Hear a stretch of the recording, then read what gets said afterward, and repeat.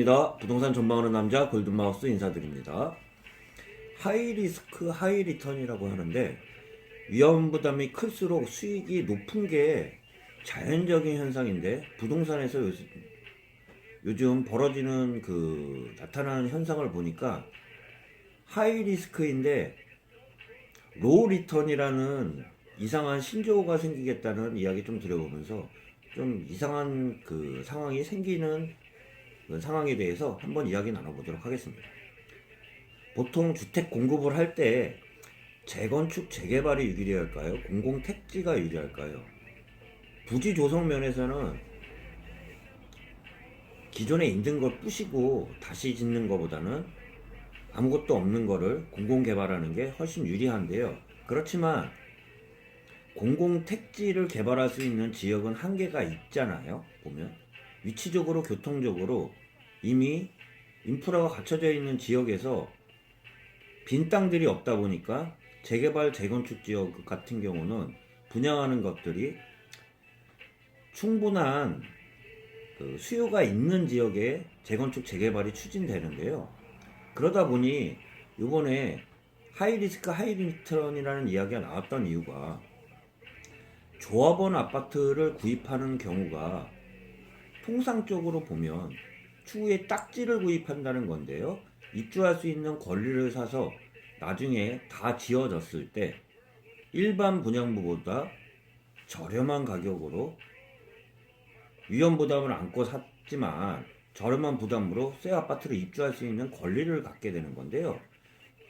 오늘 기사를 보면서 좀 이야기 드리면 민간 분양가 상한제가 시행을 앞두고도 지금 벌써부터 조합원 아파트보다 일반 분양가가 더 저렴해지는 일부 단지들이 나왔기 때문에 이러한 현상 같은 경우는 생태계 파괴 현상이 일어날 수도 있어요. 앞으로 조합원 같은 경우나 재건축 재개발 추진 자체가 더욱 어렵게 될 수도 있는데요. 이러한 현상 자체는 인과응보라고 좀 볼 수 있습니다. 무슨 말이냐면 결론적으로 말하면 이 정부의 스탠스는 재건축 재개발을 규제를 강화하는 정책이었는데 지금 요번에 총선에서 여당이 압승을 거두면서 재건축 재개발을 완화 기대감이 꺾이면서 최근에 보면 아파트 가격이 재건축 재개발 위주로 가격이 많이 꺾였잖아요.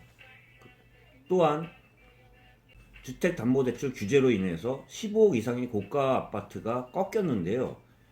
이런 상황 하에서는 앞으로 더 지속될 수 있을 거라는 이야기 한번 드려보면서 세부적으로 한번 말씀드려 보도록 하겠습니다. 민간 택지 분양가 상한제 추진 일자를 보면 2019년 8월 14일 날 상한제 입법 예고를 했는데요. 그동안 이야기가 나왔다 보니 10월 1일 날 상한제 보완 대책을 발표해서 정비 사업 6개월을 유예를 하면서 11월 6일 날 서울 전 지역을 상한가 분양가 분상제 지역을 지정했는데요. 또한 12, 16 대책으로 경기도까지 확대했습니다. 그리고 올 3월 달 만기 유예를 앞두고 코로나 사태로 정비 사업 자체가 추진이 빠르지가 않기 때문에 3개월 연장 유예를 해서 7월 28일 종료를 앞두고 분양가 상한제를 피한 지역인데도 불구하고 조합 아파트 조합원 분양가가 일반 분양가보다도 오히려 앞질러지는 그런 단지들이 나왔는데요. 이러다 보니 재건축 단지 위주로 급속도로 악화가 되면서 가격들이 최근에 많이 깎인다 그러고 서로 앞다퉈서 가격을 내리는 상황이 생기게 되는데요. 제가 말씀드린 것처럼 어쩔 수 없는 상황이라고 봐요.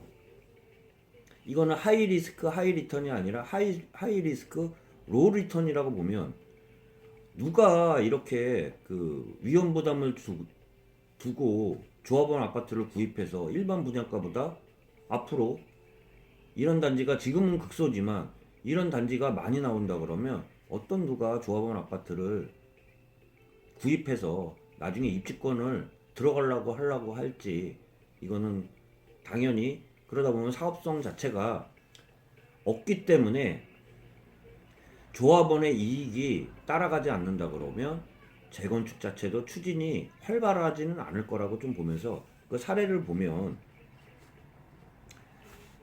가격 역전 현상이 그 나왔던 그 단지 중에 얘기를 들어보면 작년 말에서 올 초에 제가 서초 원베일리 그 위치 좋은 쪽에서 그 재건축 단지가 분양한다고 했는데요.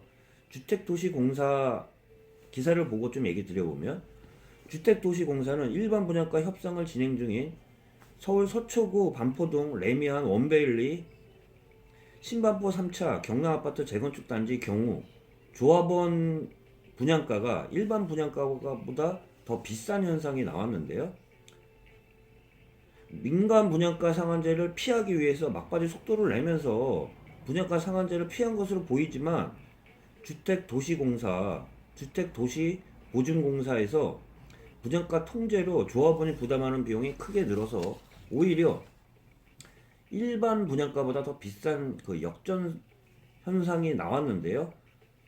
정비업계에 따르면은 일반 분양가를 3.3제곱미터당 4,900만 원으로 보고 있습니다. 일반 분양가는 4,900만 원으로 3.3제곱미터당 4,900만 원으로 보고 있는데요. 반면 조합원 분양가는 3.3제곱미터당 5,500만 원, 오히려 일반 분양가보다 더 비싼 현상이 생기게 되는데요. 이렇게 되면 조합원들은 추가 분담금을 더 그만큼 지급해야 돼요. 이러다 보니 불만이 안 나올 수가 없잖아요. 짧게는 뭐 3년, 5년, 길게는 10년 정도 큰 위험 부담을 쥐고 나중에 입주할 수 있다는 그러한 그 입주권 아파트를 산 다음에 투자를 한 거라고 볼 수 있는데요. 이러다 보면 일반 분양가가 보다 더 비싸다고 보면 어떤 사람이 조합원 아파트를 살 수 있을까, 이런 그 의문부호가 나오면서 추후 지금 이 얘기가 나왔던 게 민간 분양가 상한제가 시행도 안 된 상황이에요. 그러면 제가 아까 말씀드린 3개월 유예가 종료된 7월 28일 이후에는 더더욱 로또 아파트가 분양이 될 거라는 이야기가 많은데요. 이러다 보면 조합원들의 그만큼 일반 분양가가 싸진 만큼 조합원 추가 분담금은 늘어날 수밖에 없는데요. 결론적으로 보면 조합원 아파트 추진 자체가 더욱 어려울 수밖에 없다고 얘기 드려볼 수 있습니다. 그렇기 때문에 최근 가격 하락을 주도하고 있는 재건축, 재개발 단지가 가격이 하락하는 이유라고도 볼 수 있는데요. 이 현상은 기이 현상이라고 볼 수 있어요.